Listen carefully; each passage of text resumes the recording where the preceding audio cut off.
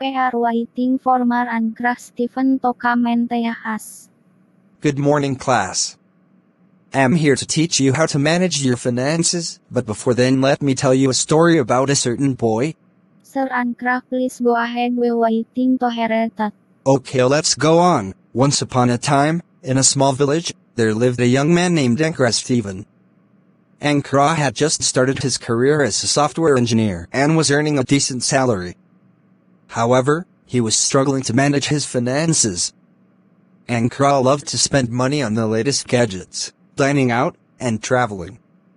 He would often buy things on impulse, without thinking about the consequences. As a result, he would often find himself broke by the end of the month. One day, Ankra's grandfather, a wise and experienced man, came to visit him. Ankra's grandfather noticed that Ankra was struggling to manage his finances and decided to teach him a valuable lesson. Ankra's grandfather took him to a nearby farm and showed him a small jar filled with different types of seeds. Ankra, this jar represents your income, he said. Just like the seeds in this jar, your income is limited. If you want to make the most of it, you need to plant the seeds wisely. Ankra's grandfather then explained the 50/30/20 rule. 50% of your income should go towards necessary expenses like rent, utilities, and food.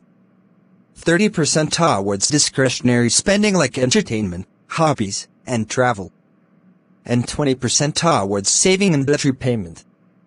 Ankra was amazed by the simplicity and wisdom of this rule. He realized that he had been spending too much on discretionary items and not enough on saving and debt repayment. Ankra's grandfather then gave him a challenge. For the next 3 months, I want you to track every single transaction you make. Write down every purchase, no matter how small, in a notebook.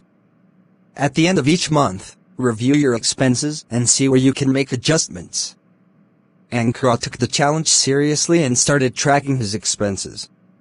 He was shocked to see how much he was spending on unnecessary items. He started making adjustments, cutting back on discretionary spending and increasing his savings.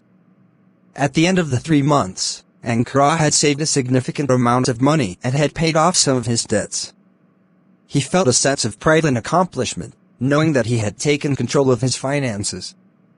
Ankra's grandfather was proud of him too. Ankra, you have learned a valuable lesson, he said.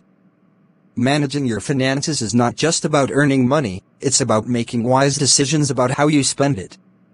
Remember, the seeds in the jar are limited, but with careful planning and discipline, you can make them grow into a bountiful harvest.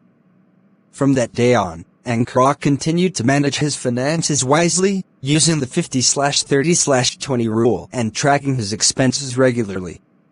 He achieved financial stability and security, and was able to pursue his goals and dreams without worrying about money. The story of Ankra teaches us the importance of managing our finances wisely. By following simple rules like the 50/30/20 rule and tracking our expenses, we can take control of our finances and achieve financial stability and security.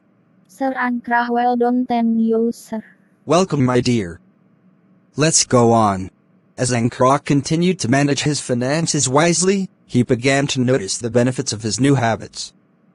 He was able to save more money, pay off his debts, and even start investing in his future.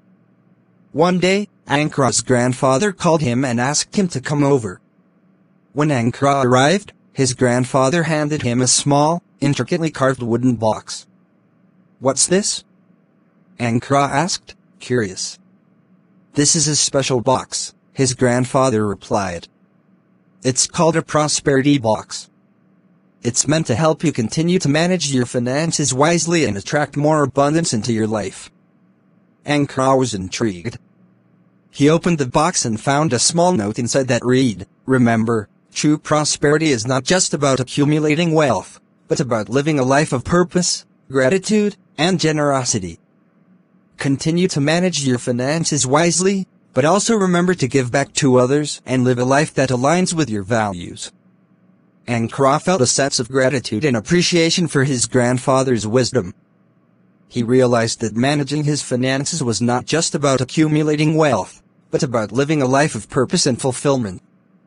From that day on, Ankara continued to manage his finances wisely, but he also made a conscious effort to live a life of purpose, gratitude, and generosity. He started volunteering his time and resources to help others, and he found that his life became more meaningful and fulfilling as a result. Years went by, and Ankara became a successful and respected member of his community. He continued to manage his finances wisely, but he also continued to live a life of purpose, gratitude, and generosity.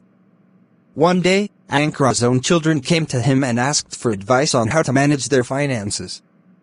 Ankara smiled, remembering the lessons he had learned from his own grandfather. He handed them a small, intricately carved wooden box, just like the one his grandfather had given him. "This is a prosperity box," Rowan explained. "It's meant to help you manage your finances wisely and attract more abundance into your life. But remember, true prosperity is not just about accumulating wealth, but about living a life of purpose, gratitude, and generosity." And with that, Ankara passed on the wisdom and values that had been passed down to him, to the next generation.